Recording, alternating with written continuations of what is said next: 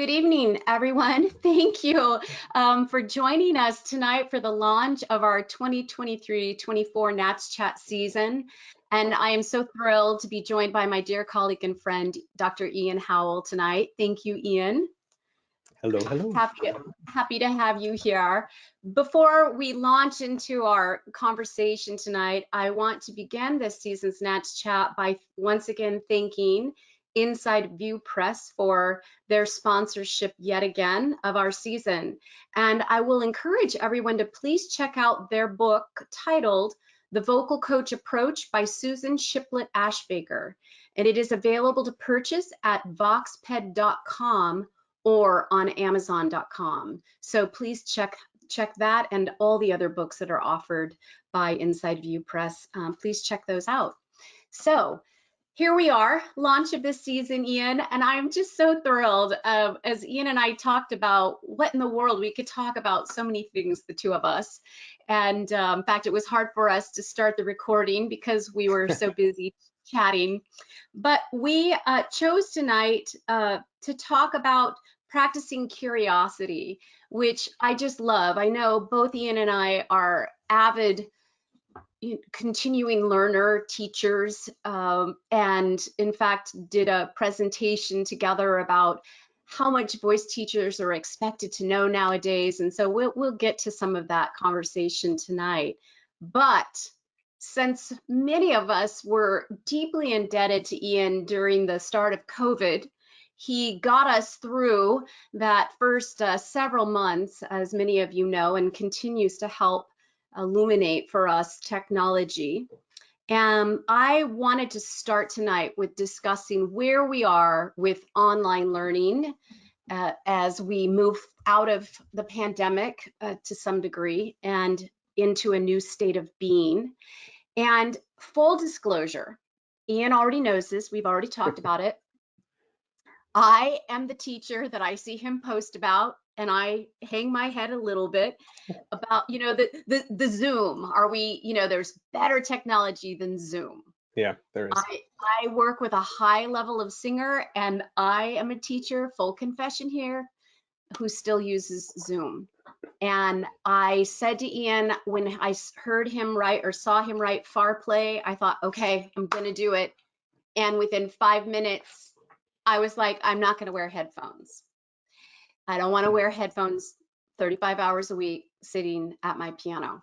So Ian, as you update us, I want, please include, because we had a conversation that led me to be open to exploring this change that I think I need to make. So take it away. And actually, I'm so sorry, before we take it away about 𝗓play, I would like you to take just one moment and talk a little bit about beyond your bio, because we can all go to embodiedmusiclab.com and learn even more about Ian's bio. But tell us a little bit about where you are and then lead us into some of the technology. Yeah, absolutely. Hello, everybody at home. Kari, thank you so much for inviting me to this first NATS chat of the season. Very excited about that. Thanks to Inside View Press for this book, which I'm sure is going to be wonderful, and also all the other great titles that Scott has out in that series.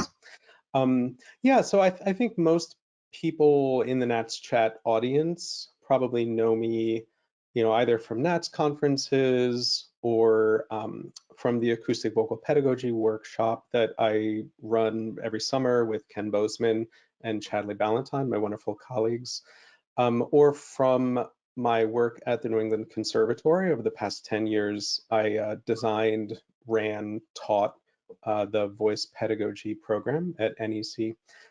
So my family has actually gone through a fairly dramatic transition. We relocated after a decade in Boston. We relocated to Ann Arbor, Michigan. So professionally, I've gone through a bit of a change as well. I taught out my graduate students remotely over the past year from my studio here in Ann Arbor, in Boston. And also, I did some part-time teaching this past year at the Cleveland Institute of Music, just because geographically I was kind of in the area.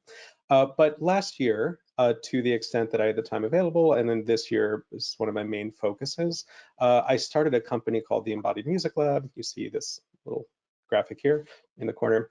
And the Embodied Music Lab is essentially a mentoring and consulting and continuing education organization that is dedicated to basically like seeing the kind of people who participate in NATS, the kind of people who are interested in the voice, the kind of people who are interested in being lifelong learners, seeing them for like the complex individuals that they are, seeing them as people who are curious and really, really hungry for good information that is not just practically applicable within kind of the box of the way that they understand the nature of the singing voice, but that also is going to work to expand the boundaries of that box, so that, you know, maybe something that is impractical today becomes practical to them a month from now, simply by changing the way that they are thinking about things. So that's my beyond the bio. I'm loving living here in Ann Arbor. It's actually a great town. There's tons of parks. My kids love it here. My daughter, it's amazing. I went from having a 3-hour round trip commute to getting into Boston to teach and take kids to schools and stuff, like you know, hour and a half in, hour and a half out. And my daughter can walk to her elementary school. It's 2 blocks away. It's madness. I love that. Yeah. A normal family. She eats chicken nuggets. She does eat chicken nuggets. That's right. Kari has inside information. Yeah. So to the question of technology, and I love that you brought up hesitancy, right? Because I think we can tell a lot of stories in our mind about how we relate to technology, and like whether we deserve to, or whether our students can, or whether we can rise to it, or, you know, do we know enough, or do the people we want to work with know enough? And I mean, I think the pandemic was horrific, right? And it's funny, we're like, oh, we're post-pandemic now. I had COVID like 5 weeks ago. It was horrid. 5 days ago. So yeah, and Kari is just getting over it now, right? So anybody out there listening, please get vaccinated if you're not vaccinated. And I cannot underline, it is much better to not get COVID still than to get COVID. That aside, yeah, you brought up kind of this hesitance, right? Which sparked a really interesting conversation, which hopefully we can recapture some element of now, right?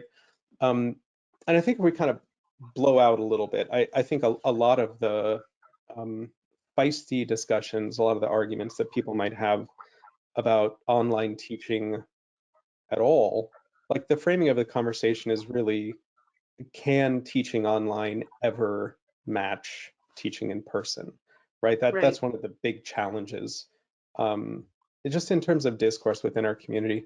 And I keep coming back to, there's a number of cognitive biases that I think really inform how we can even imagine answering that question, right? Because it seems to me, if you go and talk to somebody who has only had a terrible experience trying to teach music online, it's actually the sane response to say that online teaching can never match in-person teaching. And over here, if you have somebody who has had an amazing experience teaching online, and to them there's no latency and it's full spectrum audio, and they feel as though they're in the room there, like I think it's totally rational for that person's response to be in the affirmative, right? And so like, how can both of these things be true? How can both of these points of view be true? Because I think we catch no flies by telling people that they're wrong, right? So I think instead we have to honor their experience, where they're coming from. One of the, following the pandemic year, right? And again, I don't know that we're so post-pandemic, but following the pandemic academic year, that was like fall of 20 through spring of 21. My colleague Kayla and I at NEC, 𝗂𝘂𝗀𝘀, we ran a survey of all the faculty and students who had used like a variety of different types of technology, because we just wanted to get a sense, because I think narratives emerged from the pandemic. And one of the early ones was, anybody in academia, oh, what we're offering is absolutely equivalent, right? That was an early narrative. And then that was kind of obviously not true. And so then a subsequent narrative was, we're going to get you back in person as quickly as possible, right? And we think that like this conventional wisdom is reflective of how people are actually thinking. But we ran this survey to ask people these questions, and I was really floored. It was something to the effect of people who had used high quality technology. It was 9 in 10 people wanted to keep using it, right? From Wow. within a conservatory community, which should be like the stuffiest of rooms with the moldiest of books on the walls, right? Just you and a violin teacher, 4 walls and a closed door. And one of the things that I really took away from it is we asked a series of questions, but one of the big questions we asked was, faculty, do you want to use technology moving forward, right? And we parsed these populations out by people who had used, and this is going to sound pejorative, but it's just realistic, like Zoom or worse. So Mm-hmm. Zoom as a platform and other platforms that did more violence to the quality of the sound, so that would be Mm-hmm. like Facebook Messenger, FaceTime, Skype, Teams, right? Or better than Zoom. And we parse these out, right? And Okay. it should be fairly obvious to anybody who can just kind of like reason through human nature. It's like the majority of the people who had used Zoom or worse did not want to use technology moving forward. And the Interesting. overwhelming majority of people who had used better than Zoom Yep. did. And the thing that should crush all of our hearts a little bit to know is the next question that we asked, which was, okay, even if you don't want to use technology for audio visual telecommunications online, even if you don't want to use it in your own practice at the conservatory moving forward, do you think it's important for your students to understand what is possible? We asked that question, and it was the same. People who had had better experiences, even if they themselves didn't want to keep using it, and there were some people, sure, they thought it didn't matter for their students moving forward. And the people who had had better than Zoom experiences thought Thought it was. overwhelmingly that it was Yeah. really important for their students to have this information. And so this points to this idea called the availability bias or the availability Okay. heuristic, right? Which I think is just a major player in any of these conversations. Succinctly put, you only know what you know. Like that's the nature of the availability bias. Maybe a little more fleshed out is you tend to overvalue new information if it matches something you already have experienced, and you Mm-hmm. devalue or undervalue new information if you have no frame of reference to understand it, right? Absolutely. So we talk about the Zoom question, right? And I don't think the right question is what is the best platform to Okay. use for online lessons, right? That's the wrong question to ask. The right question is I have a rhetorical framing that I like for questions like this, and the rhetorical framing goes like this. One of these statements is unreasonable. Either Zoom is sufficient and the best platform that myself and all of my colleagues already know how to use, and that is the one that we should use. Or the second statement is different situations call for different technology based on the logistical, artistic, and financial forces that drive that choice. The answer to that point of view can 100% be use Zoom. I've used Zoom with colleagues sometimes, right? I use Zoom all the time when I teach classes online. It's a great tool for that.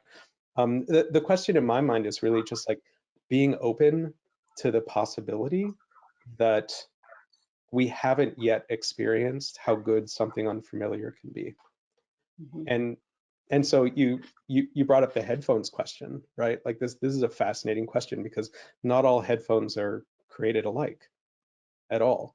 So if you use a platform like Zoom and you use a built-in echo cancellation algorithm, you don't have to wear headphones, Right. but it comes at a cost. You can't talk over each other. You cannot accompany your singers, even to like brum brum la da da da da da da dum bum bum, like you can't even do that because Right. your keyboard coming back out of their speakers into their mic will cancel out the sound of them. And so there's a cost to that. So then the question is like, what cost do you want to pay? Do Mhm. you want to wear headphones and be able to have free ongoing musical interaction? That's how I teach. I'm very much like the music tells people how to sing. Even when I'm doing exercises, like I like the sound of the piano to transmit information. To say nothing of like if you're a jazz teacher, you don't have people do exercises. You sing songs together, right? That's how you communicate how the jazz singing should go. So I think the question is really anybody who is resistant to wearing headphones, how many headphones have you worn? Right? Because like, again, the rhetorical device holds up here, right? It's like the only reasonable take is that headphones will never work, or the second statement, maybe I haven't worn every possible pair of headphones and I don't know. Right. And it just for me, framing it in that way, like it depressurizes it, and it Yeah. makes it again about like being curious about what is out there and what is possible. I got a grant the summer of 2020, and we spent like $2,500 on a ton of headphones, and I put every pair on, and we ran tests to see how it was filtering the sound coming out of my voice, bouncing off the walls and coming back in. And I actually have headphones that I would recommend if people want to wear them and teach voice lessons. Yeah. We're for sure going to, and I have to say, Ken Bozeman has just asked the most important question. Oh, And great. what is the hair situation, RE headphones? What What is is the hair what is the situation? hair situation? Yeah, it does unfavorable things to people's hair. Yeah. Like, We have to accept that, in within the bias. Let me, before we get to the specific headphone, we'll keep people on, bated breath for a moment. yeah. I have a couple of questions. The survey that you ran with those that liked it, were those application lessons? Were those not classroom type classes, but Oh, actual lessons of making yeah. music? Yeah. Okay. So again, I would say part of the survey was to students, and we only surveyed students who had used high quality, low latency solutions. And from that population, it was 9 in 10 of them wanted to keep using it and saw Okay. the value down the road in being able to use it. And I don't know, I frame most things. I love music, being expressive, being a performer, all of that is super important. Like none of it matters if you can't make a living. And so I tend to view most of these questions just in cold, hard economic terms. Right. And a lot of my career was sort of small projects that I would work to pull together, Hmm. especially when economies get weird on a national level and large institutions and organizations start getting weird about their programming. Like I think putting together a quartet is one of the best ways to keep your income going. And you do smaller scale performances for smaller scale organizations. And if you could do all, like let's say you put together a little Baroque quartet with a singer and some obligato instrument and a harpsichordist and a cello player, and you're going to do a tour up and down the East Coast, up and down I-95. Um, if you could rehearse with those people, and you all live in different cities, if you could rehearse with those people for weeks before the tour started, you could like spread out that process over a longer period of time. Everybody does it from their homes. You do the work, everybody can hear each other perfectly, and the latency is super low, so low that it's probably not even noticeable. The amount of money that you just saved on the hotel rooms Right. and eating out for the Absolutely. 3 days of rehearsals, I mean, my God, like the economic argument is staggering for why we should all be doing this. To say nothing of the fact that, I teach and consult and mentor. I do a lot of stuff online from my studio here in Ann Arbor. And like my pool of voice students is the planet. You know what I mean? And I can deliver high quality experiences that they perceive as high quality from, basically anywhere. I have students in Singapore, I have them all over Europe, I have them all over North America. It's like there's there's a real paradigm shift that has occurred in terms of just how we can be thinking about our businesses, right? And I think that's important to consider. I have to just, again, it's so great that we're friends, because my little heart though gets sad, because I think, what are we all just going to live in our houses and connect? This is great being able to connect with you like this. I've loved it Yeah, this week. But would I rather be in the same room with you, either just to communicate and talk or to make music together? There's, for me, a little sociological implications here that and I understand the practicality of what you just said. sure. I get that. If you had a rehearsal, right, that you were ultimately going to be in the same room and you could come together and have a final rehearsal, but you'd done some of the work along the Oh, way, sure. I'm all for it. I get that. But I don't know. So Yeah, again, I would come back to the question, one of these statements is unreasonable, that we can only do it in the room, and that's the only way for it to have value, or we pick the modality that is logistically, artistically, and financially indicated. And I think got if it. you frame it like that, like Yep. It it's takes not the. either or. Like, yeah, these things are not competing with each other. They're just Mhm. options. I have an article that's going to come out in Early Music America's magazine. It's called the eMag, in January, about this, and just like essentially advocating. How do I want to frame this? I think it's funny, during the pandemic, the place where rapid innovation really had to take place was in academia, I think. And academic programs, for the most part, have moved on from wanting to excel at this. I think in large part because they own buildings and dormitories, right? And so our values are driven in a lot of ways by our economic constraints, like by the economic forces on us. And colleges have to fill up dormitories, or they'll, their books won't balance. Um, but I think that creates a kind of messed up dynamic, Kari, because like the people who need to know about this the most are people who are about to graduate, because Mhm. they are going to be dumped out into a world where they are about to have a lot more time than money. Like that's what it is to be a young musician, right? Is you can spend time learning how to use technology, maybe invest a little bit of money to make your experience better, but I just don't know that people actually have the money to travel to Chicago to do a bunch of coaching sessions, to travel to New York to do a bunch of coaching sessions. And Yeah. instead, from their home in Ann Arbor, Michigan, I coach people in New York and Boston currently, and I can play along with them totally fine, right? So I have an article coming out that kind of makes this argument that it's Okay. like the people who need this information the most are the ones going through academic programs that are probably not going to teach it to them. Right. So let's just be aware of it. Like let's all Yeah. let's all learn what's possible so that we can then exploit it for our financial and artistic gain.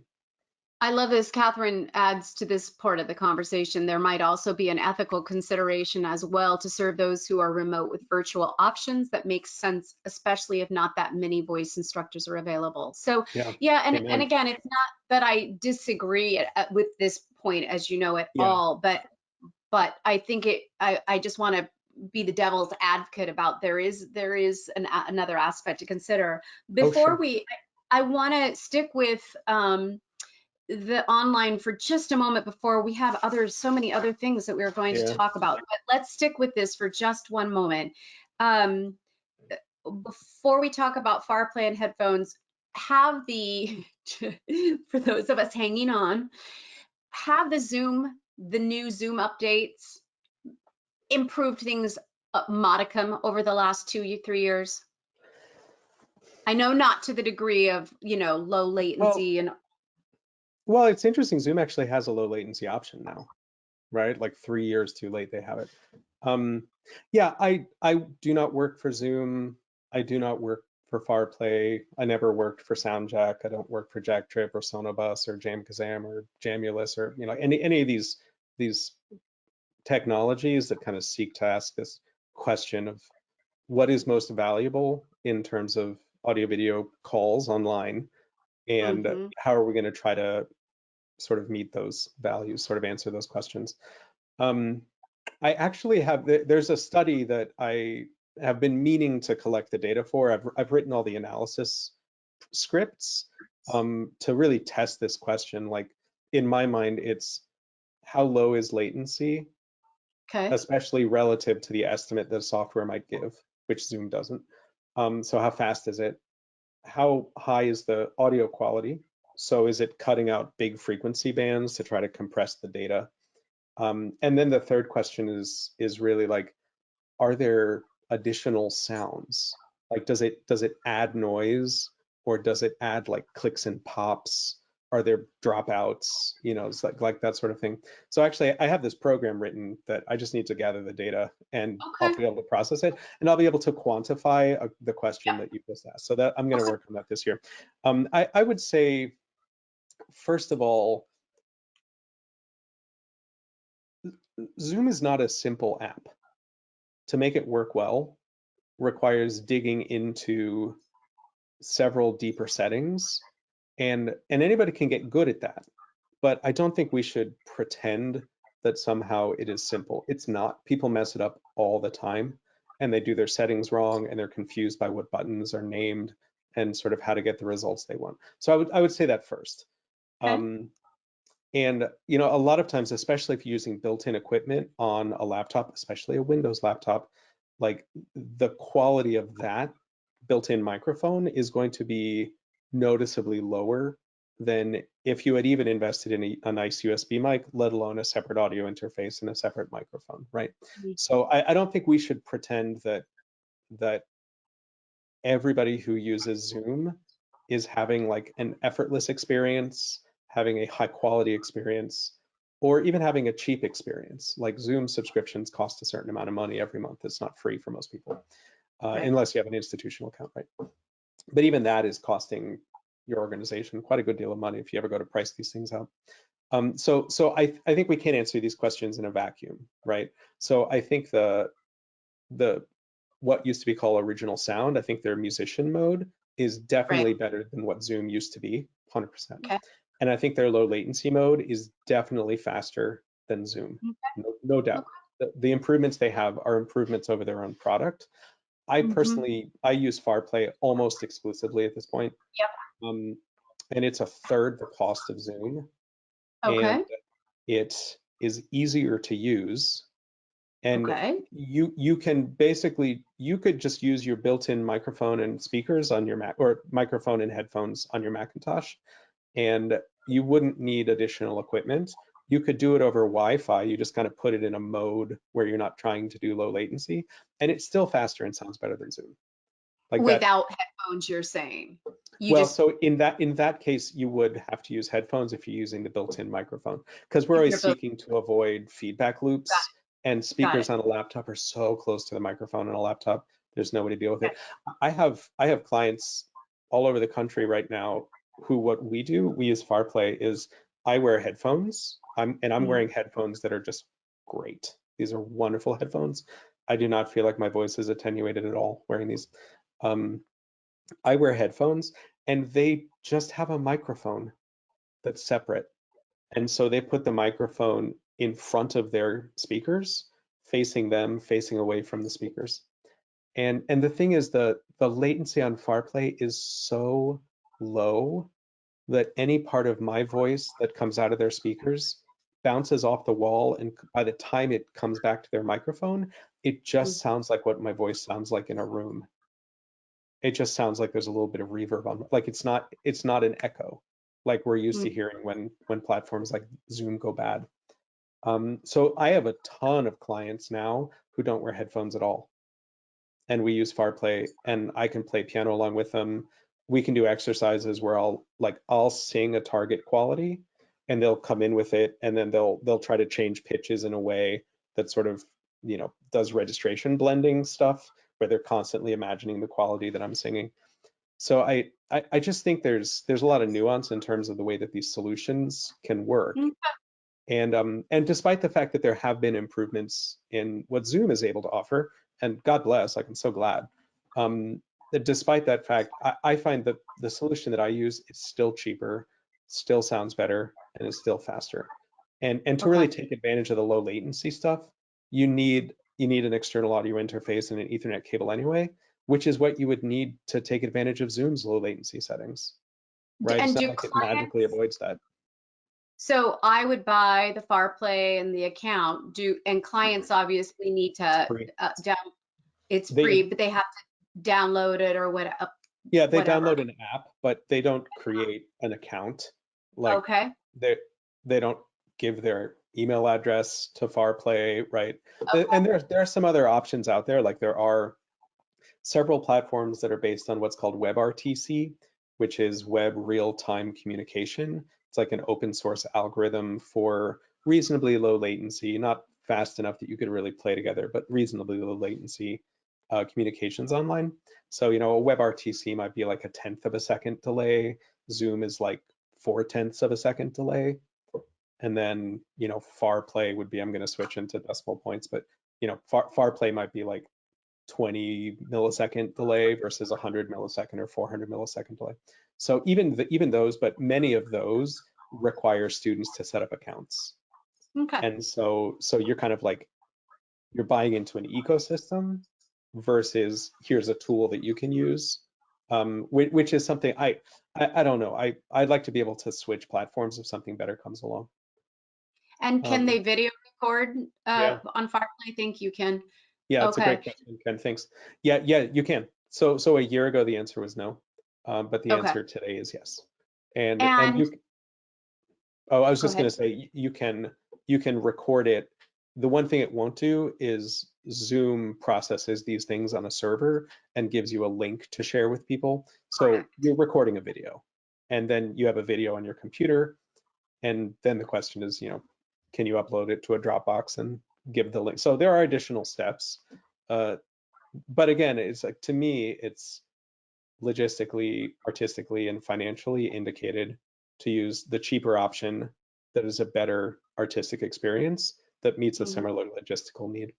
So to me, it just And makes more sense to use 𝗓play. just tell us what headphones we should buy. I Oh yeah, assume open yeah. So so it's good to talk about these things in uh, it's good to talk about these things kind of in general terms. So back. Okay. there's three main kinds of headphones that you might buy. There's in-ear, which is like what your, you know, your Apple AirPods are. Right. Those are tricky. If they're wired, you still have what's called the lumbar effect, which means that you're not able to hear yourself well. And it's like whacking your knee with a hammer at the doctor, like you talk louder and you don't know it, right? So, Mm-hmm. or like going to a loud dance club, like we all shout at each other in loud bars. Um, so that's one kind, and the Bluetooth ones add a lot of latency, so I just say no to the Bluetooth ones Okay. entirely. Even the wired ones have problems. You can have on-ear headphones, and Yep. so, you know, anybody of a certain age remembers their first Sony Walkman and like the, you know, the plastic thing that then came down and there were like two orange foam things, and they just sit on your ears. They don't go in the ears and they don't cup the ears. So there's on-ear headphones. There's actually some good, you know, if we're trying to save money, because again, there isn't a right choice. There's just the one that is logistically, financially, and artistically indicated. So if saving money is one of the value indications, then I like to push people toward a company called Grotto Labs, which is GRADO. Wait, I'm going to put it in the other one, in the chat.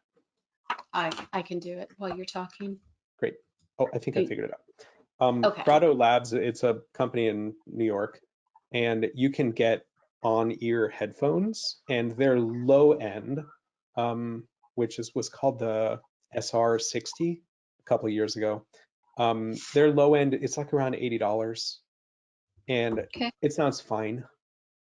It looks maybe not amazing, but it sounds fine. If we move to over-ear headphones, and that's what this is. Ken, you can see my hair, you can judge. So you can see there's like a little Okay. pocket there that the ear goes in. But then if you look at the outside, it's just a grate, right? So there's no solid piece of plastic. So any sound out here, I hear coming through that, great. If you want to go value, I recommend a pair made by Philips, which is the 𝗚SHP-9500. These are, again, are like $80, $85. They're good. They're good for the money. They're not top of the line amazing, but they are a lot, like if you have, you know, Beyerdynamic DT990 closed back studio headphones, compared to that, these are going to sound really open. And they're a good budget option. If somebody is like making online teaching their job, and I think somebody in that situation, like it makes sense to invest a little bit of money to actually have a better experience, right? Absolutely. Right, and you know, with the exception of, yeah, sure, maybe you're going to step on a cable and break it, you have to replace it. Like these are going to last 20 years, right? So like amortized over the life of the gear, you know, it's like buying nice microphones. It's like the microphone's going to outlive you, and unless you hit it with a hammer. But these are made by a company called Audio-Technica, and they are the ATH-R70X. That is what these are called. And we tested open back headphones that cost $600, right? And these were better than those for this application. And they're these were how like, much? they're like $360. Okay. So I say that, and that sounds like a lot, but if you teach 5 days a week, 40 Right. weeks a year, it's like, it's actually not a lot of money for a really high quality professional product. And do your they're not open back though, but I know They you are. said they They're are. over ear open back. Okay, So so you can you have, feel like you hear the room if, yeah. you know, okay. And are they uncomfortable? Are they comfortable? They're like wearing a sofa. It's amazing. Okay. They're All really right. nice. They're built Okay. for studio engineers to do to monitor mixes. Like they're Mm-hmm. built for people to wear them for 8 hours a day. Okay. And so it's just super high quality. And so somebody who's never worn a set of headphones like this, it would make sense to imagine or had only worn AirPods or whatever, it would make a ton of sense to imagine that all headphones lead to negative outcomes. So the challenge is really like being open to the possibility that there's better stuff out there. And then the real challenge is discoverability, right? So that's one of the reasons that I started Embodied Music Lab, is like, we just need to disseminate information and actually get helpful knowledge out to people. Let me just repeat, because I knew this and I'm putting it in the box. I hope this is right. Oh, Audio I'll tech. write it. I'll write it. Okay. Technica. And we'll put it for the video too, the recording. It's ATH-R70X. Yep.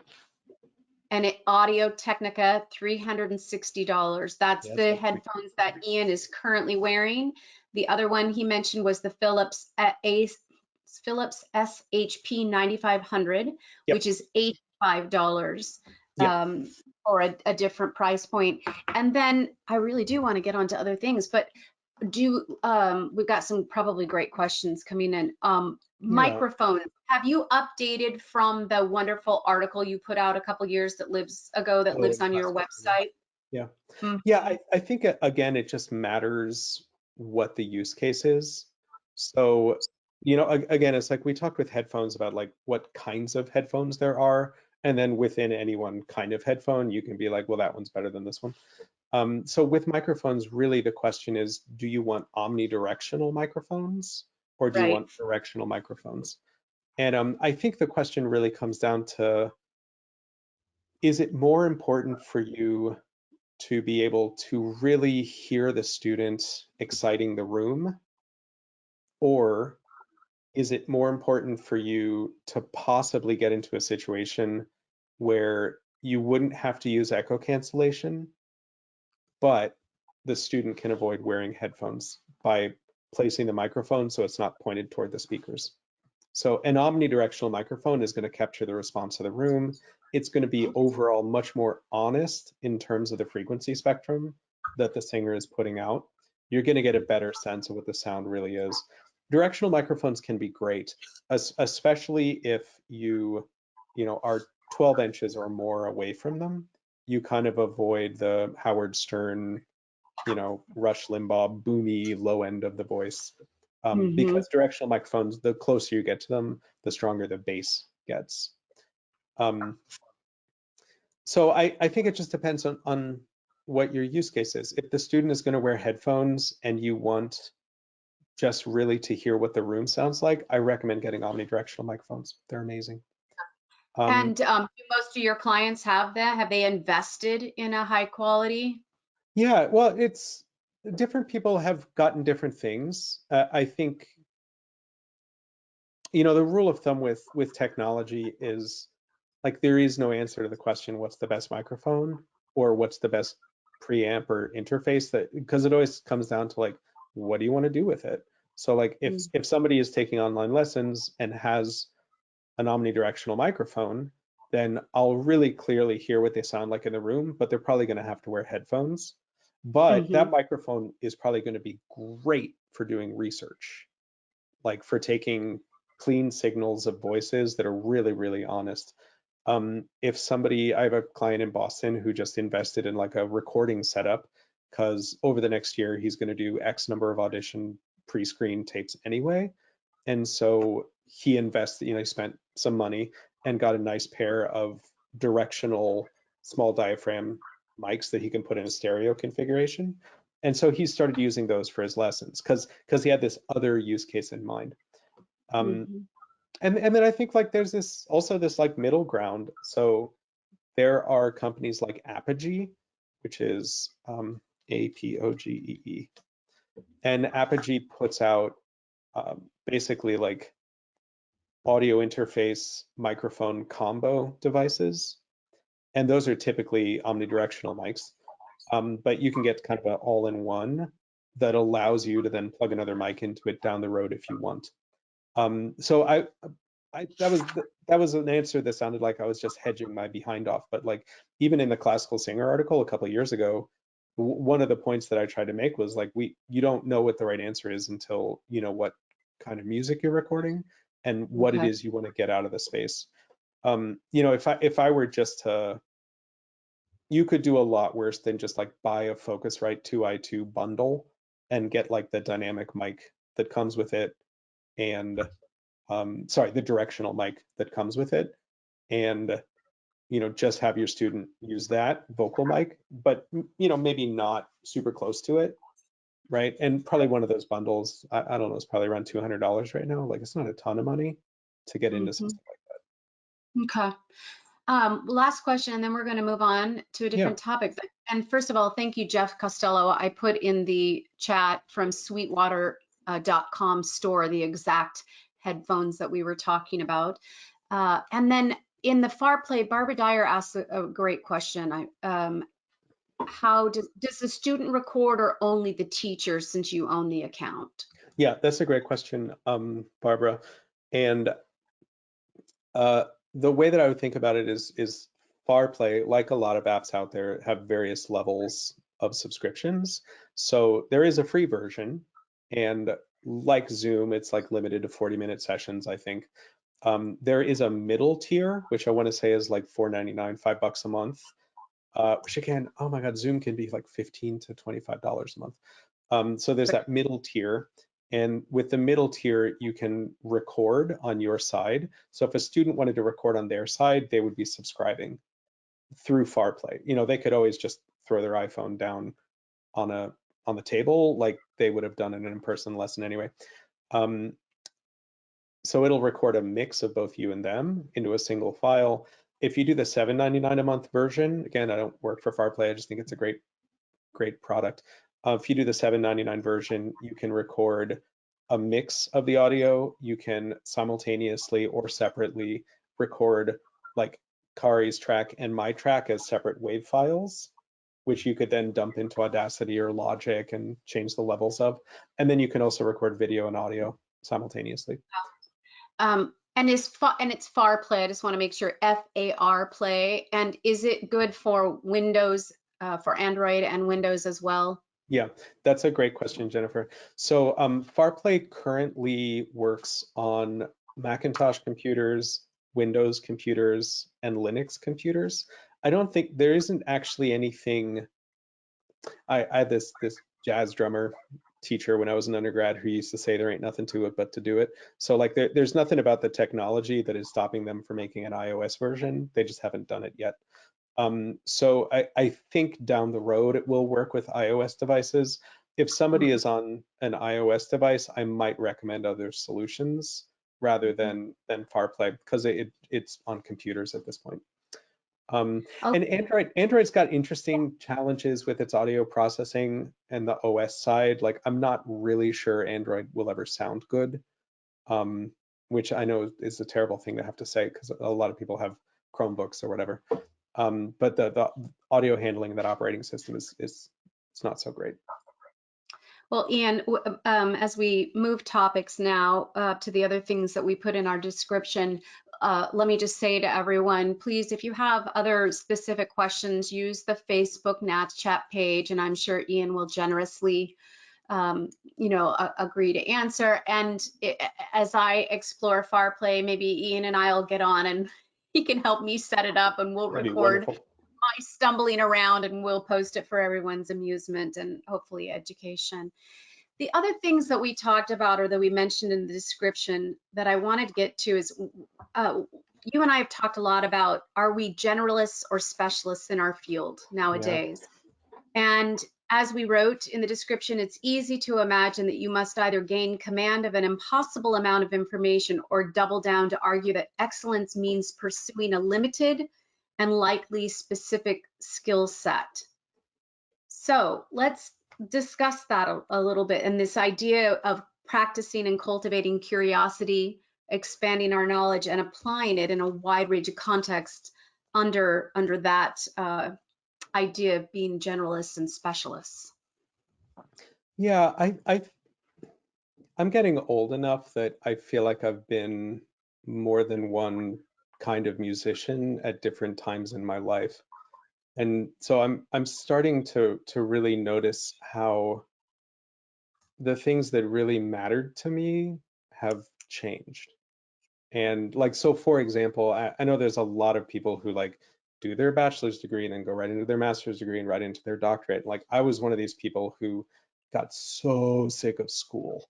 And like as soon, like by the end of a degree program, I was just like gonna chew my way through the windows to get out. And so then I had multiple gap year like between every single degree. And I think it taught me that something for something to ultimately be important to me, it doesn't always have to be obviously important to me now.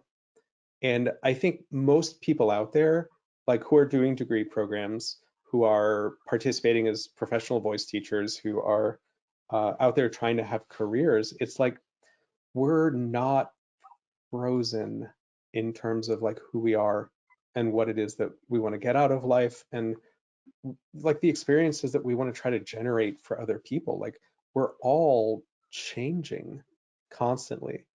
And I look at a lot of there's good rhetoric that comes out of communities like ours that pushes the notion of lifelong learner and continuing education and continuing to be exposed to new ideas. But at the same time, like there are powerful currents that are like the only way you can be a good voice teacher is if XYZ, right? You have to have had this kind of performing career. Or the only way you can be a good voice teacher is if you have this knowledge base and you must have accomplished ABC. And I think actually it's like it is way smooshier and confusing and complex than that, right? Like the thought that there is, even within NATS, like the thought that there is a single representative member is like I just think on its face like which proposition is unreasonable, Kari, right? It's like either we have a lot of different points of view and we need different things, or we're kind of this monolith. And I think the same thing can really be said for people who are pursuing degrees. And so then it really begs the question, like if there are all these people like coming to a knowledge buffet, right? Like how do we structure learning environments so that we are not just serving, how do I want to say this? We are not just serving the version of the student when the student initially came to us. Like, are we creating space so that as they start having new experiences, their perspective can change, and what they want can change, and their goals for themselves, personally and professionally, can change. And I think it requires a fluidity in really even how we sell ourselves, and a fluidity and an openness to, like, how do you know what is practical if you are not being open to changing how you think? Like, how do you know what is applicable if there's a whole world of experiences that you haven't had yet? Like, I'm super interested in death metal right now, just in terms of vocalisms. It's amazing. And like, nobody ever asked me to do that when I was making my living singing Bach and handling Vivaldi, right? Like, but like, coming to understand how to make some of those sounds, and coming to understand sort of the rich inventory, the practitioners of those ways of singing, like the way that they organize it, has taught me things about, you know, how, like, air quote, normal singing actually works, right? Because it's so far outside the kinds of singing that get studied in the first place to generate our taxonomies and registration models. So that's kind of the nut of this question. It's like we can become specialists to the point that we don't actually see the world for what it is. And so I just, you know, lead by example, or maybe I'm blundering and nobody should follow me, but like, I think there is this magical thing that happens when, like, we as mentors and teachers keep a playful, open mind to the things that we don't yet understand. And we as mentors and teachers keep a really playful and open mind to, like, the kind of help that we can provide to people. Well, and hopefully that we're, at least in academics, for sure outside of academic circles, but within the academia, that we're teaching and training independent thinkers, creative thinkers. And I think sometimes in academia, teachers have their niche. That's why they were hired. That's why students seek them out. And so there's this kind of path that gets followed. Rather than being open to what do the new students bring that might open Yeah. doors for the teacher as far as expanding their knowledge and understanding. I have one of the things I'm doing with my time this year is I'm writing a lot. I'm like king of getting 70% of the way through a project, but a full-time academic load just didn't allow me to finish a lot of stuff. So I have a book that's going to come out this next month that's called Advice for Young Musicians. It's kind of like a book of poetry, right? It's like Wonderful. every page has like 1 to 7 sentences on it, and it's grouped by subject area. And so, but one of the things that I think has really become clarified in my mind, me myself as a mentor who, like, stumbled and had to learn, and you know, as a research mentor to voice students at NEC, like, the most important question that I always asked was not like, what don't you know? Like, how can I fill in your gaps of knowledge? Although I did do that. But the most important question I could ever ask is, like, what are you into? And then how can I bring resources to bear on the things that you're already interested in? And, like, just that little click of changing what I thought my role was as a mentor. Oh my God, the projects, like, really Really. amazing and far ranging. So I don't know if I can say I coin a term if other people don't use it, but I think we should think about this question as an unintentional bias. And I'm calling it the mentorship bias or the mentorship fallacy. And so I'm going to read from this book. So that's why I brought that up. Good. I was hoping, which one were you reading? Which page? This is page 114. So Okay. Oh, it's mentors, like anyone else, have their own skill sets. If they work within academia, it is likely, it's not obligatory, but it's likely that they will prioritize the value of that skill set and possibly even devalue other skills as a totally reasonable act of self-preservation. because it's really hard to survive in academia by suggesting that your students need something that you're not able to provide. So as a result of it, it's really common for mentors to end up pushing students to remain within the mentor's comfort zone in terms of subject areas. So I would say the mentor interested in a student's growth is the mentor who is themselves willing to grow. In terms of the mission of the Embodied Music Lab, I mean, this is basically it. I think we have an army of people out in the world teaching voice pedagogy classes. We are ripe for bringing technology and simple analytical methods into those contexts to make some of these really important things that we say matters from the scientific literature. Like, it's important that you know these 5 things from the scientific literature, right, in a voice pedagogy class. Make it real. You know, don't just share that Sundberg published about the singer's formant cluster in the 70s. Like, learn how to use a microphone, right? And be taught to use a microphone. People like me can teach you. Learn how to use a microphone, record your students, see that up on the screen, and then, you know, use 𝗏𝘂𝗲 Video Pro or something like Pratt. These are audio software, and filter out just that portion of the spectrum so people can hear the sound of it, actually experience it sensually, rather than just read it as something that is a textbook. You know, Donald Miller's observations, Ken Bozeman's observations, Burton Coffin's observations in terms of voice acoustics, like, these are all things that we can just demonstrate. If one is at an institution that wants to invest a little bit more money, one of the really amazingly shocking things for me in terms of experiential learning has been using the RESP track system with breathing for singing. And so we'll all read, again, information about, like, well, this muscle group is doing this, or this one's doing that, the diaphragm is this, or it's not. We're going to have a lot of arguments about that. I have found putting a RESP track system on singers, a RESP track system is 2 elastic bands that have electrical wires inside them. One goes around the rib cage, one goes around sort of the belly. And it gives you a chance to observe in real time the motion of those structures, right? It's not measuring like, oh, it was your lateral obliques or whatever, right? It's not like measuring specific muscles, but it's measuring sort of the overall gestalt of the coordination. Nobody is breathing the way they think they're breathing. Right. I mean, we know that from Thomas Hickson. We know that from Thomas Hickson.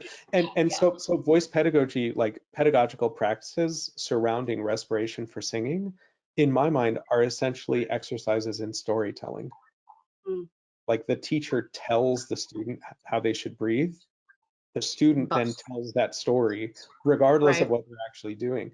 And some of the things that technology like the RESP track system can show us, like in real time, to say nothing of, you know, people, please go do research, right? It's amazing, and we should all contribute in that way. But just even using that sort of thing for biofeedback, the things it shows you, you would never see it with your eye.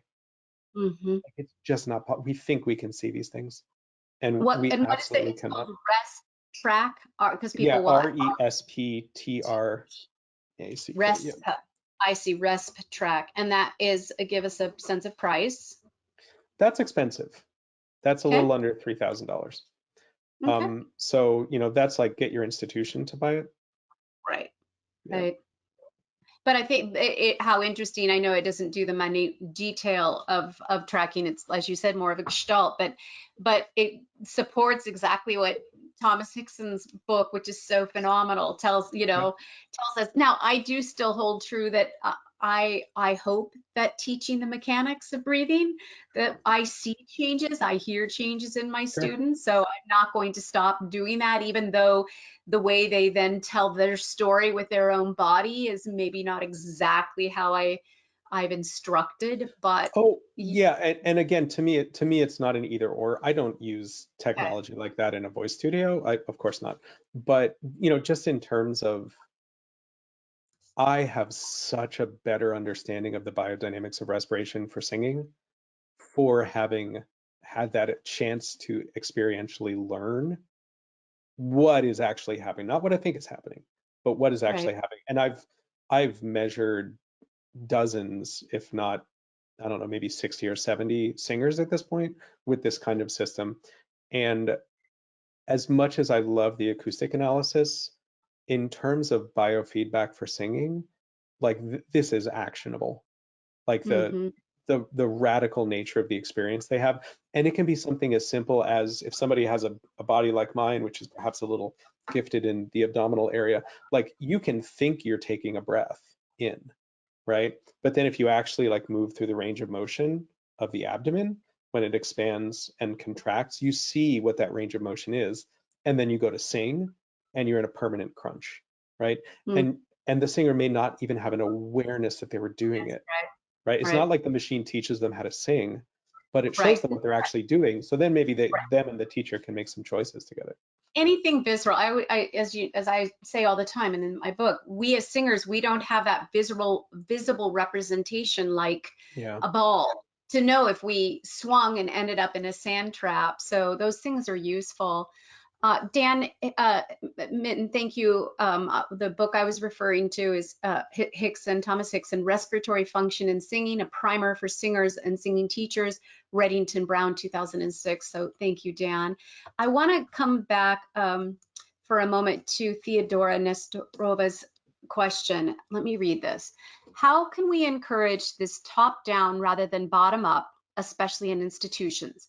How can we procure the importance of fluid curiosity, playful open-mindedness, lifelong learning, and a when in doubt, refer out culture? We are encountering this at McGill as we are trying to build an interdisciplinary performance science program. Oftentimes students and some faculty members are supportive and open, but not necessarily the higher ups and administration. And we see this as a common trope. Yeah. Yeah. I mean, I think academic settings are simultaneously places where amazing, exciting innovation takes place, and also where people are afraid to commit to new things.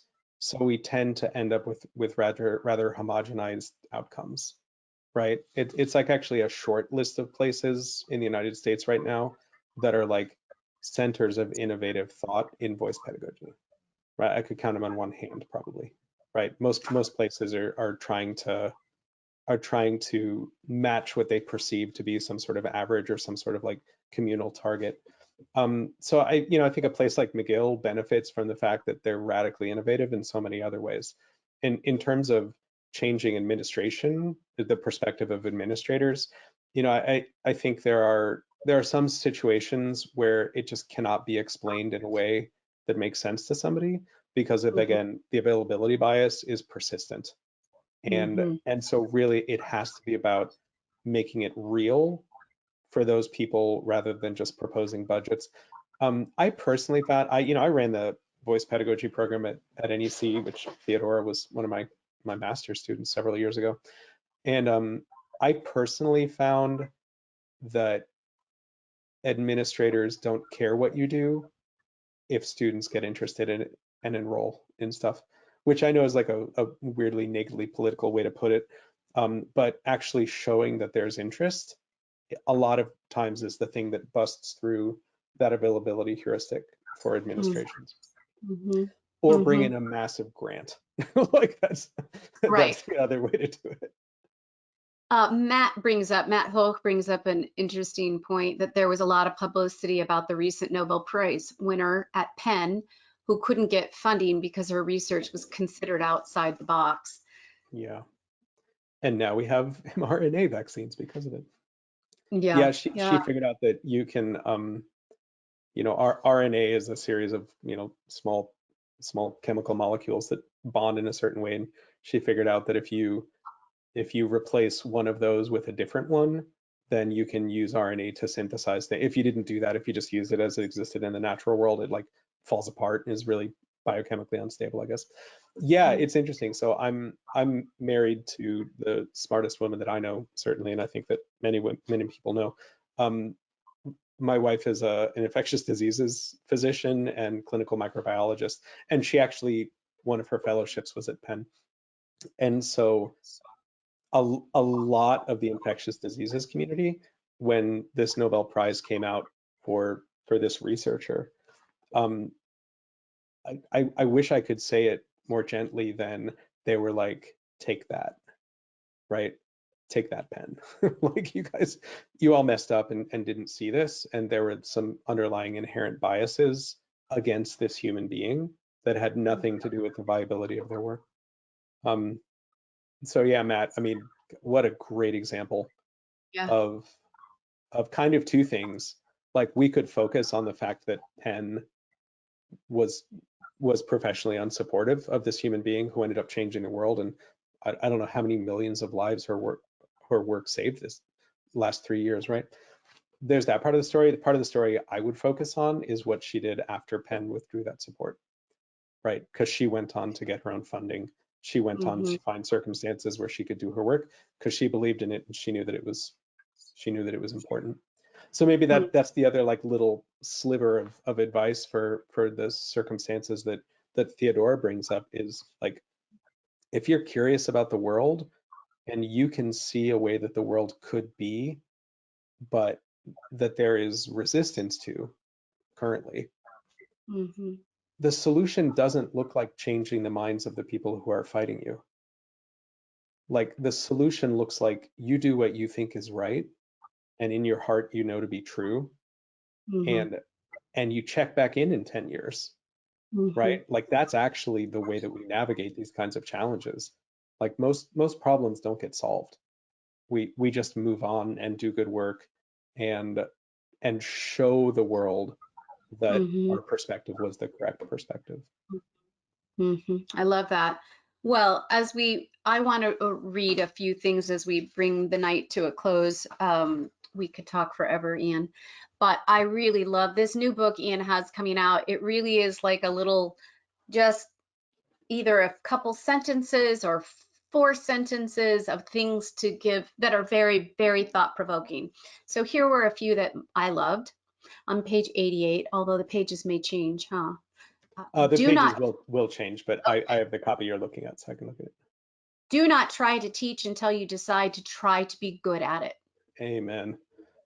Amen. Because, you know, I'm sure I should give everybody refunds when I first started, but my generation, a teacher just set you up with a local high school and helped pay your bills while you were in college, and you taught like you were taught in your lessons that week, and off you went. So 40 years later, I would do it differently. I love this one on page 113. Parents and teachers will let you down once you see them as real people. Remember, that is a story about you, not them. Yeah. That was really profound. I think we're all on a couple trains that are only heading one direction, and one of them is the mortality of our parents, right? And I swear to, like, I did not see my mother as a fully fleshed human being, like fully fleshed out human being, until she passed away, actually, right? And then I started calling everybody to let them know, and it was like, oh, like all these memories. But I think in a lot of ways, you know, this book is about a number of things, but one of them is about what transitions look like, and what it looks like to not just be like, oh, I've arrived, I'm doing the music now, right? But like, what does it look like to do that for 20 years? What does it look like to change roles so that, you know, you were, you know, doing this kind of music, but now you're doing this kind of music, or you were just a performer and hated the idea of teaching, and then something snaps in you, or you meet the right person who changes, like makes the box bigger, and they give you a set of experiences that lets you, like, oh, not only can I do this, but there's nobility to this, and I could be good at it. I think one of the big transitions is seeing our mentors as adults, like human beings, right? Like colleagues, It's more than essentially. adults, as human beings. Yeah. Yeah. And I promise, whenever a transition like that happens, you are going to realize how flawed they are, and you're going to realize, like, Everybody's just doing their best, you they know? don't have it more together than you do. That's for sure. Well, I have 3 more that are short. 1, you cannot teach somebody who does not want to learn. I think that's very interesting and true. I like this one very much. If you die on every hill, you are the only one dying. Yeah. I think that in our field is very poignant, It doesn't mean there's no hills worth dying on, right? but there need to be almost none. Right, right. And then the last one, what I'll close tonight with, which I just think is so special, celebrate the success of your colleagues, even if, especially if you want what they have. And I just love that. I love that. It's like we all rise together, and I We think do. that's important. Yeah. And everyone has to practice that, right? This is not about being 19 years old and you don't get the lead in some musical, right? Like me, people my age, Kari, people in Kari's generation, like all of us are trying for stuff. And like Mm. if we all shared our like failure curriculum vitae, right? Like we hide all the failures and we'd like put all the successes in our CV. But if we were to share our CV of failures, it's long. Like it's really long. I still have the letter from 𝗚𝘂𝗀𝘁𝗲 declining my first submission to Journal of Singing for all Oh, many years ago, right? I keep yeah. it. I've kept it all these years. And I mean, it actually was not a full decline. It was, could you make these changes, which I Yeah. never made. It was about misogyny and the opera ballad of Baby Doe, which was my dissertation. Oh, I we've just solved moved on. misogyny in opera. It's fine. We moved on. I just moved on from where I was with that and never got back to it. But no, I love that. We all have had so many failures along our way to success. So, well, Ian, thank you so much for Absolutely. sharing your incredible knowledge and generosity of spirit. And I follow all your posts, and sometimes I think, oh, could he just say that so I could understand it a little bit more? Because I just think your brain works at a level that is, I'm grateful for it, because it's going to continue to guide and lead our profession forward in new ways. So I'm Kari, grateful for that. I took a religion course in my undergrad that was called Parables, Riddles, and Cones. And Yes. one of the bits of advice in this book is go read Jalal Rumi's poetry about music and longing, because it will. But what the religion professor had this amazing thing that he said, because we were confronted with the question, like, what is a parable, right? So, and he said, a parable is like taking a rock and throwing it just to the side of an idea. And you see the rock hit and you don't fully see the idea, but just in the observation, you learn a little bit more. And I would pair that with my favorite quote about education is Robert Frost, where he says, learning is what happens when you stick around for long enough to catch on, is the way Hmm. he put it. Which to me, that is the beginning and end of my teaching philosophy. Like I think we teach not just by giving information that we think is like from the list of important things to know. We teach by challenging people to realize like they get to be inquisitive too. You know, it's Hmm. not just the science people who publish the articles. Like their questions have value, and the Right. process that they'll go through answering those questions is actually going to be the thing that determines who they are in their life. Hmm. Hmm. Yeah. Well, I love that. Thank you, Ian. Let me remind everyone that the next NATS chat is November 12th with Laura Josepher and David 𝗚cie𝗀𝗁, and it's titled Your Best 16 Bars, Developing Successful Tools for Auditions. So I hope you will all join us then. Great start to our season this year, Ian. Thank you for being willing to do that. Thanks Thank so you, much, everyone, Kari. for joining us, and look for the recordings online and any further information. Have a great evening and good night. Stay safe, get vaccinated. Thank Please you. get vaccinated.